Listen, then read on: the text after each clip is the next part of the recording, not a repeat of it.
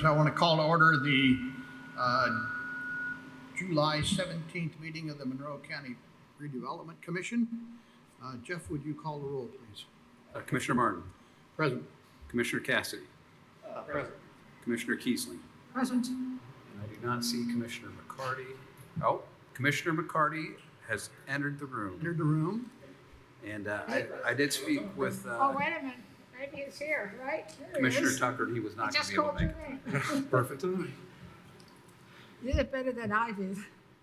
We have a quorum and we're ready to go. The first item of business is the Ellettsville Fire Department MOU.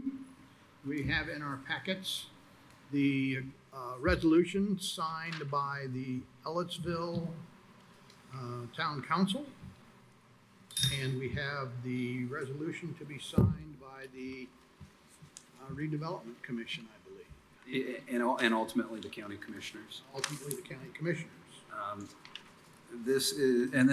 We discussed this at length. This is the support for the fire truck purchase for the Ellettsville Fire Department. Pull your thing down this. You're not as clear as you could be. Okay, for the Ellettsville Fire Department, and as just as a reminder for you and the public, the Ellettsville Fire Department is contractually in a contractual relationship with Richland Township to provide fire protection services throughout the entire township, which is where our West Side economic development area is, our West Side TIF areas.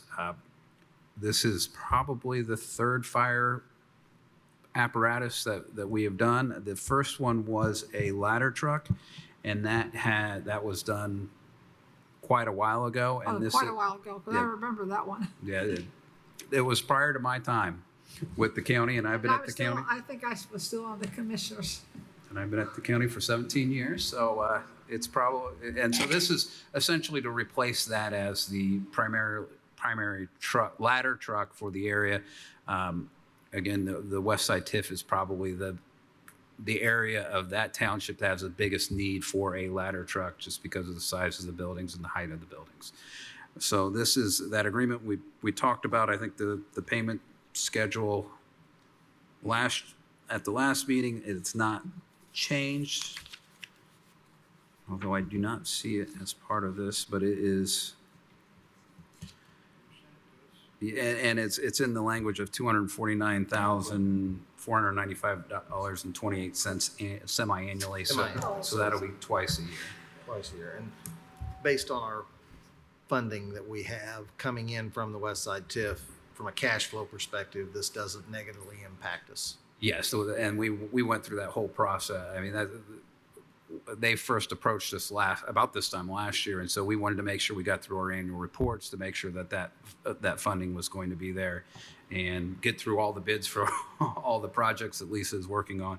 So we're fairly confident that it won't be an issue. We still have the language in this, much like we did with the school contract, that basically says we have these other obligations, and if we've got to meet those first, and if we can't, then you might not get all this.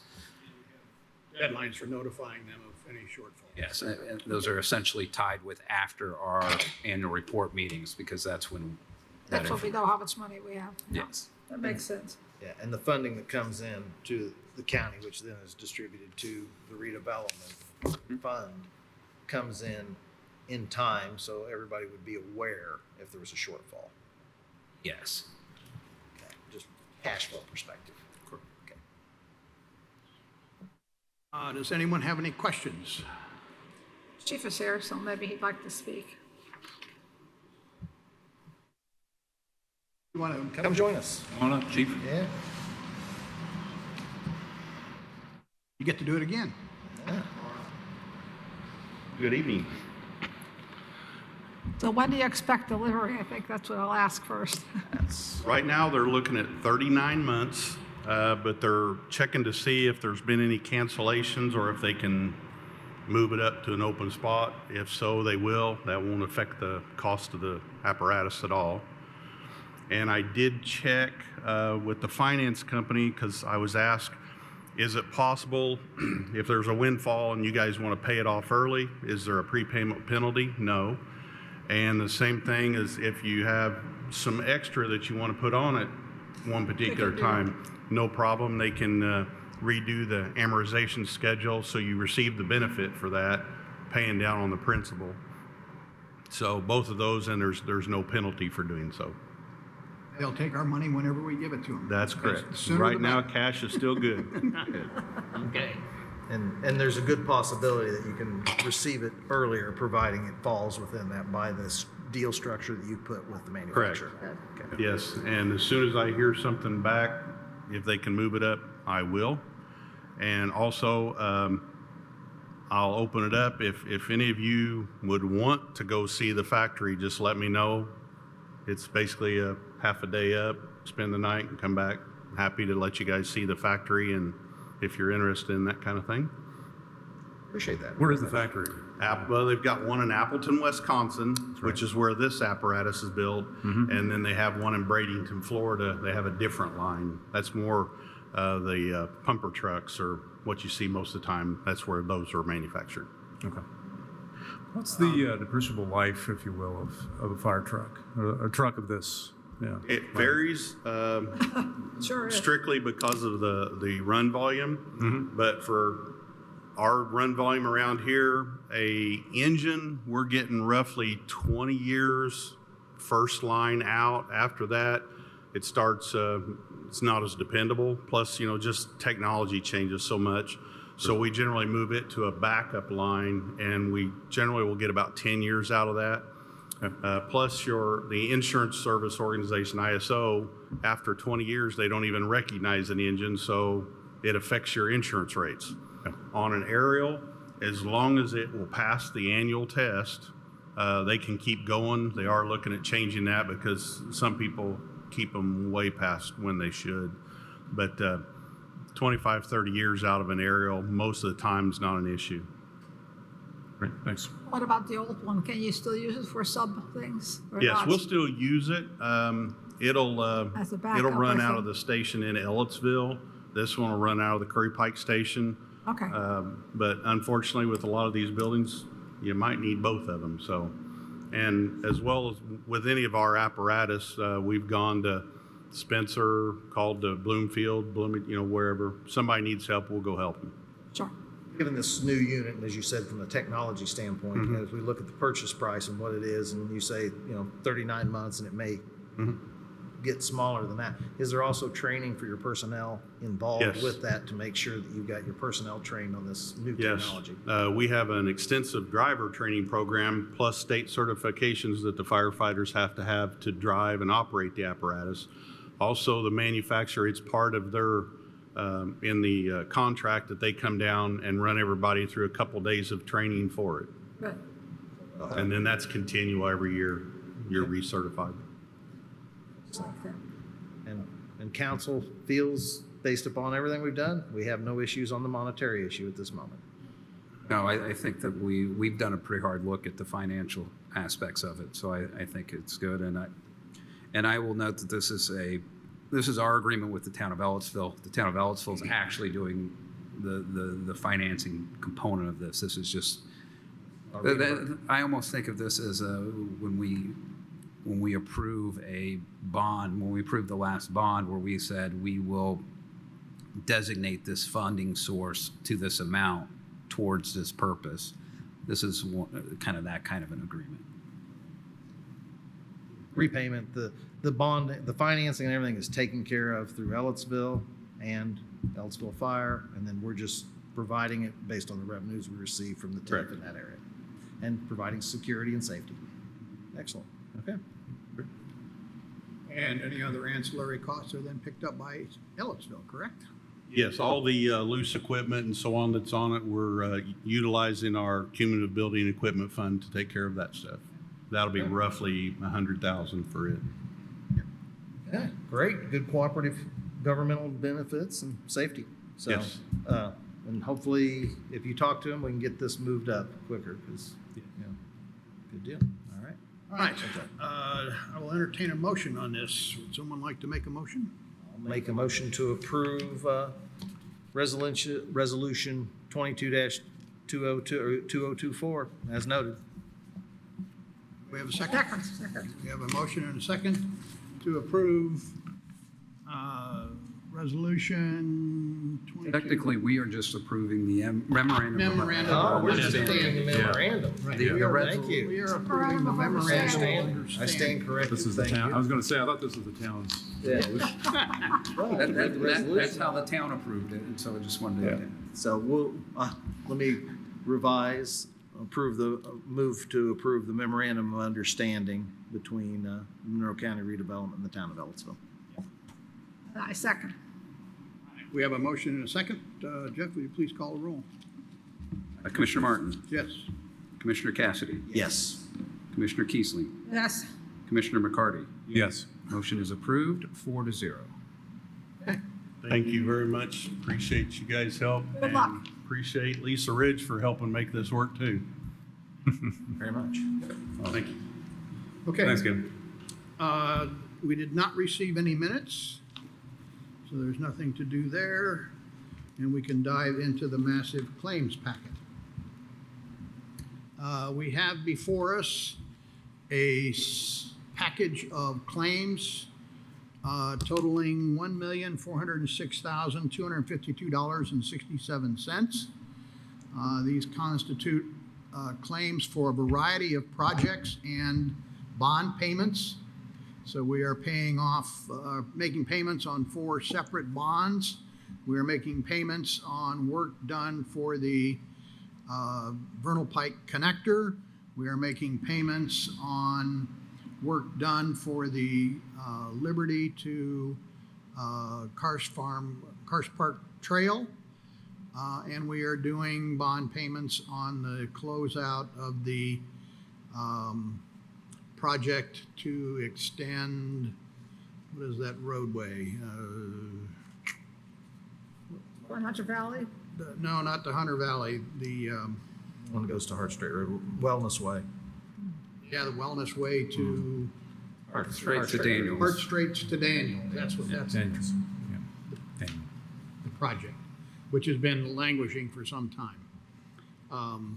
Do we have any questions, other than the couple that I've got? Took a little bit of getting through here, but I did go through most of it, not all of it, but just about all of it. So thank I you might for be able agreeing. to anticipate one of your questions. Okay.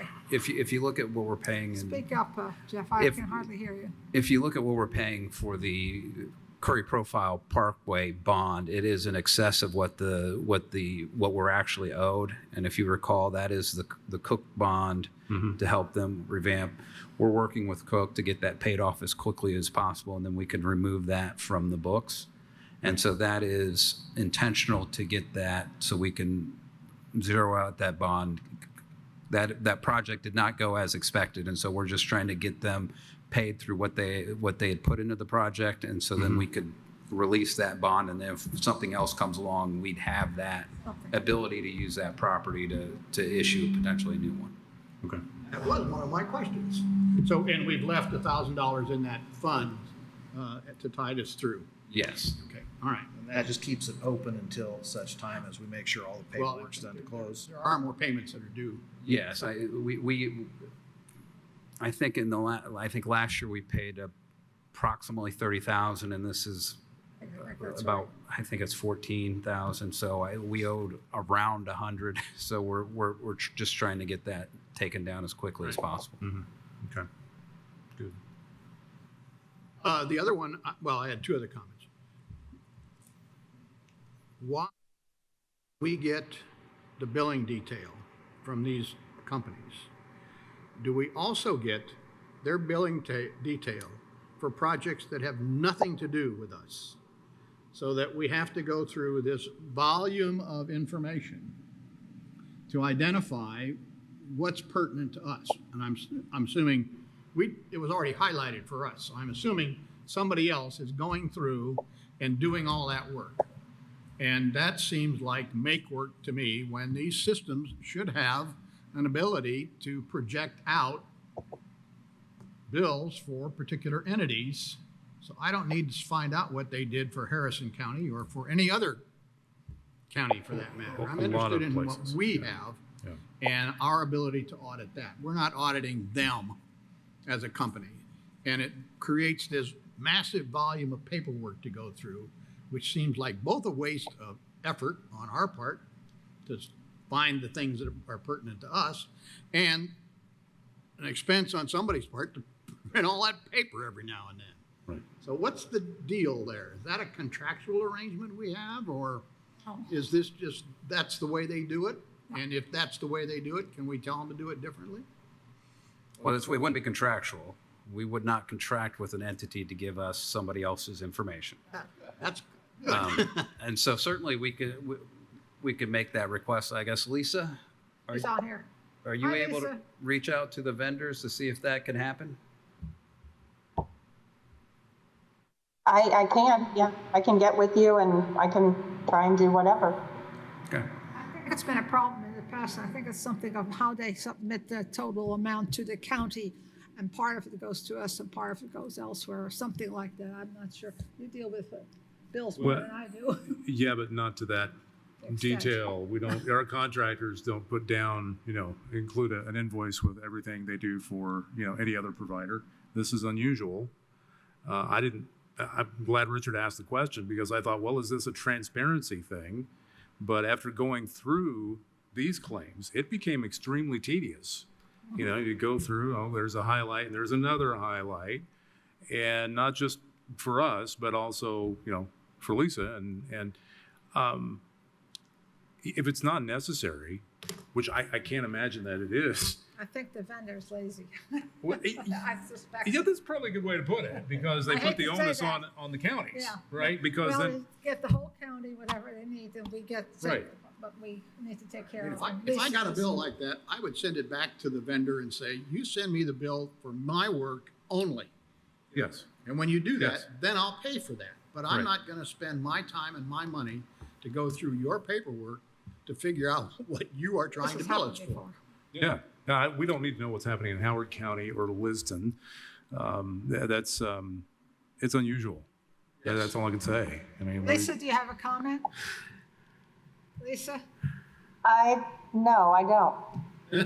She deals with it Um, every week. I know the claims get very tedious. I know there's a lot involved in paying these claims, especially when you have federal aid projects involved. But yeah, I can look into it. The other one I had a question about was, we are paying mileage for people. And paying mileage for a vendor is a reasonable thing to do. The question is, from what point to what point are we paying mileage? Some of these say home to job site. Well, that becomes an issue because our agreements are with a company that has a headquarters, and mileage should be from headquarters to where they're working. Should not be from somebody's home to someplace else. And so those should be fixed because we know what that distance is. They shouldn't end up being variable. So it wasn't clear to me that, the company may want to keep that kind of information for their internal records, but I don't think we should be paying for transportation for somebody from their home to their office to come down to our facility. That's right. So Yeah. I understand the issue. I've been there. I've done that. I've Right. charged for it. So have I. But there needs to be some uniformity in it so that we have a way of determining that, yes, this is a valid expense. We can't just say whatever you want to put down there is going to work. And that's another one. They're just giving us verbatim from their accounting system. That's not what I want in terms of a bill. Okay? So you Lisa, can you have a convey that comment? to them as well. Lisa? So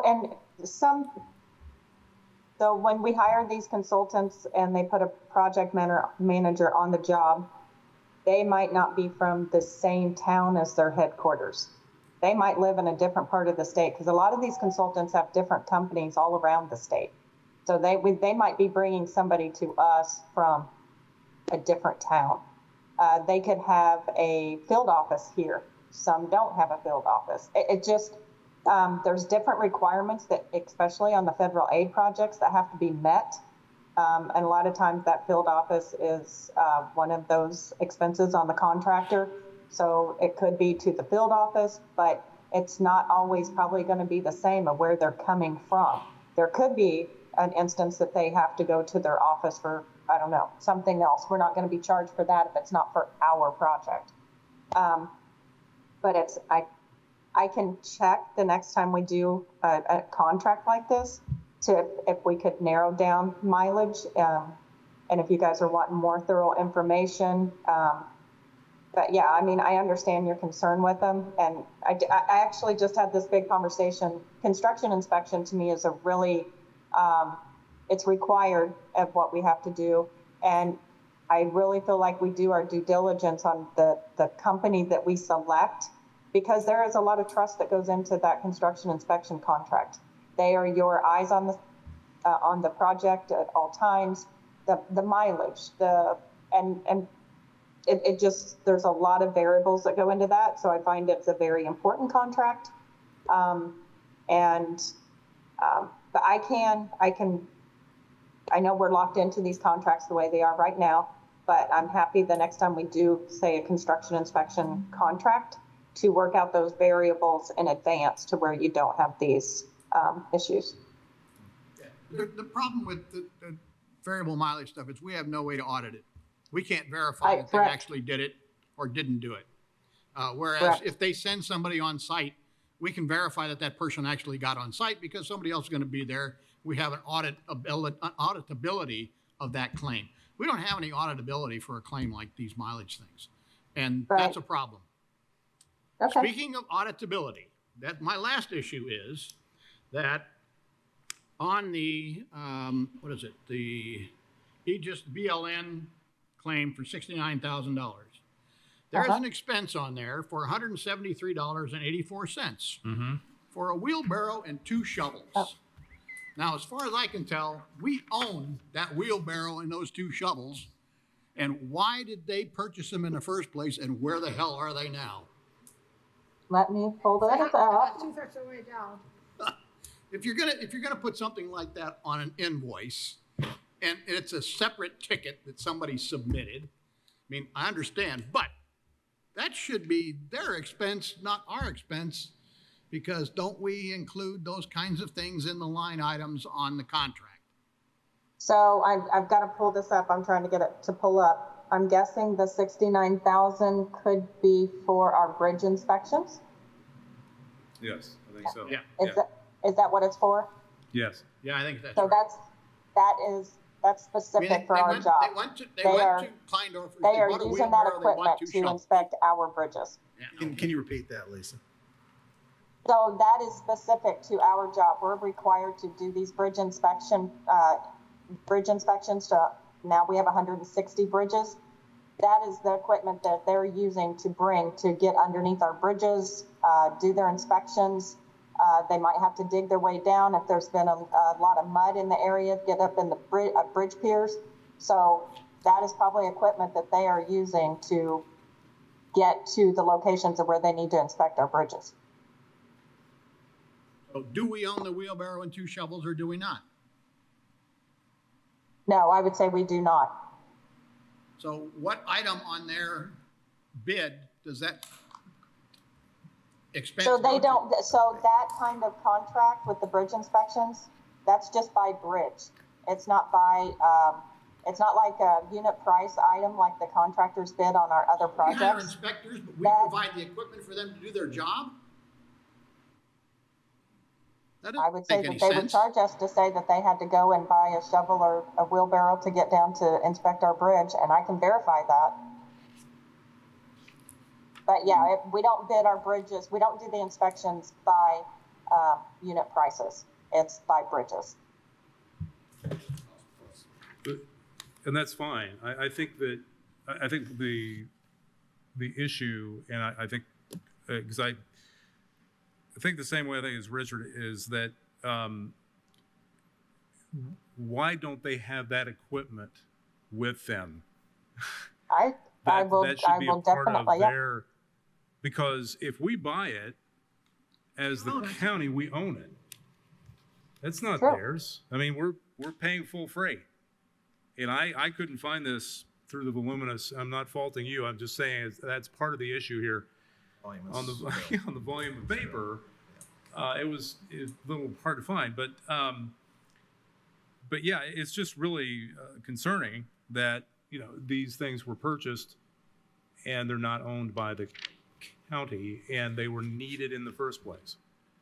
I will definitely, I will look into it. I think it's a legit question.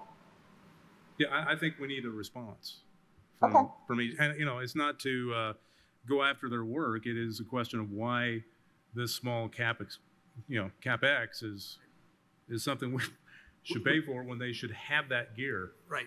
Yep. We all agree it's a small amount of money. It's trivial compared to the It's- $1.4 million here. But it becomes an issue when we start seeing these over time, and it gets back to how do we audit this Gotta be bill honest, that make we sure. get? And Yeah. that's the issue. How do we as a board audit the bill that we get so we can approve the claim? I mean, I understand you've done your work, but we have a responsibility as well. And I there's no way completely for us understand. to do anything with that. It's just, They need to look at their bill, reduce it down to what Monroe County has, so we can look at it from an audit standpoint. And miscellaneous items of this nature need to have an explanation of what they are, so we're aware, because we've got a fiduciary duty to look at these in a very detailed way to make sure that we've accounted for the community's money. Well, and to have a picture of both the receipt and the ticket, that, I mean, there's no work order here. So, nothing that authorizes them to make that purchase on our behalf. yeah. Yeah, I'll definitely look into it. Good. Okay. All right, just so they know we're looking. Yes. Yep, I agree. I have several people on this board that know how to look at those things too. Yes, when we get them the morning of the meeting. Yeah. And I mean, I'm impressed that we've done the work that we did. Because it took a while. Okay. Oh, boy. Any other questions about this set of claims? My only other question I have at all is, does this finish out everything on our Kreider invoice for that? You're satisfied with all the paperwork and it's all been provided to you? So this will We're finish done. that. I just want to make sure you don't have anything else that you have to deal with. Nope. Okay, thank you. Okay. We'll wait for the bells to ding and then we'll take a motion on the claims. Should we eliminate part of the ages or what? Yes, I think we should. Without an explanation, No, we just that deduct it. 69. Or at least if it's. They've already been, I think checks already been written and paid. Okay. Okay. No. I don't think we can, Okay, so that was for a project. I mean, we can take a credit on the next bill, because I'm sure we're gonna get another bill. Yeah, we'll get another bill. We need an explanation or a credit. Yeah. One of the two. Yeah. Both, that's fine. Both would be even better. Both are even better. Okay, do we have a motion? So moved. Do we have a second? Second. Okay, we have a motion and a second to approve the following claims. American Structure Point for $3,817.20. American Structure Point for $2,577.63.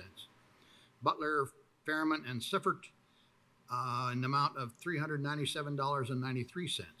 Kreider and Kreider in the amount of $604,589.48. DLZ Indiana Fund in the amount of $8,544.65. DLZ Indiana Fund in the amount of $8,292.73.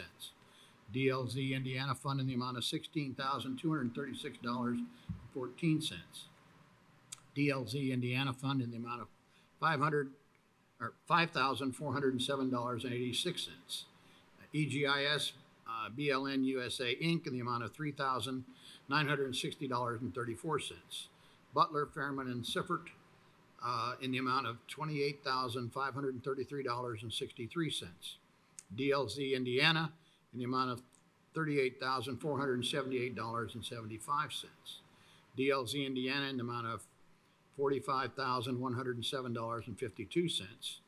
Aegis BLN USA Inc. in the amount of $69,691.10. For the 2018 Cook bond, the amount of $14,770.21. For the Hunter Valley 2021 bond in the amount of $1,230. For the RDC 2015 bond in the amount of $256,111.25. And the RDC 2020 bond in the amount of $298,506.25 for a total of $1,406,252.67. Jeff, would you please call the roll? Commissioner Martin, Yes. Commissioner Cassidy, Yes. Commissioner Kiesling, Yes, Commissioner McCarty. Yes. Motion is approved, 4-0. And for the record, I just called, that was for our Vernal Pike connector project. And they bought the equipment to be doing concrete testing on the job, and they will see about getting us a credit. Okay. Thank you. Great. Appreciate your prompt response in getting that done. That's good. All right. Staff comment. Lisa, do you have anything else for us? Now that we beat you up. No, you didn't beat me up. I don't. If you guys want, the projects are moving. Parse Trail is moving, still on target to hopefully be done in November. Sunrise Greetings Court is moving. We will be doing an agreement. There was a private utility line that we discovered. It was not in the plans. We've done a lot of research on it. So it does go to High Tinks Building. So it will be located under our new road. So we had issues of not doing something and providing a protection for that pipe. So that way, if anything happens, it doesn't do any damage to our road and our MSE wall that'll be out there. So we got a few quotes on encasing the pipe. We went a little bit farther on how we can provide it more protection, but it would be on the on High Tinks cost if they want that, some extra steps to where they can get access to their pipe. It's protected more, and then they wouldn't have the issue of if it did something happen, they would have to repair the road MSE wall. So it actually, the overall encasing of the pipe protects everybody. It's in the best interest of the property owner and Monroe County. So we have reached out to High Tink, gave them the quotes, and they are willing to split that cost with us. It's about a $60,000 cost, I believe. And we're working on an agreement through our legal department on the future maintenance of that pipe. Will fall under High Tink's responsibility. They'll have to get a permit from us. But then also they are willing to step up and work with us on encasing their pipe so we can protect it and protect our new roadway. Fullerton Pike Phase 3, that's moving right along. They've made a lot of progression there on the piers. I believe the bridge beams are to be delivered the middle of August. I think that takes about 4 days for all those beams to be delivered, 1 or 2 on a truck at a time. They're 125 feet long, so traffic will be shut down and bringing those bridge beams in. So we'll keep the public posted on that. We'll keep you posted on the process of that. But everything's moving forward. That's what I got. Okay. Excellent. I have difficulty hearing over that mech. Look, what you saying, Martin? huh? Just What'd you say? hard to hear Lisa over Very here. hard to hear. I was Yeah, just very trying hard to to see hear. where the audio is coming from, here or not, but it's coming from over here somewhere. It was not here, although I was looking at her there. We need to Sorry fix about that. That's all right. Well, what happens is our mics go on, so I expect there's some feedback occurring someplace, which makes it a little difficult. Okay. I have a brief update. Yes. I spoke with Steve Carter today about the Hunter Valley Road. They good. received their last required permit at the end of June. So now they're just waiting for the season to change so they can start tearing down some trees, and they expect to have it completed by the end of next summer's construction season. Wonderful. Okay. All right. So they have to wait till fall to, Yeah, I think October. yeah. Lisa probably has the date memorized, but I think it's sometime in October that they have to wait. When's the bats got to be done, Lisa? By October 31st, Okay. I believe. Yeah, November to end of end of March.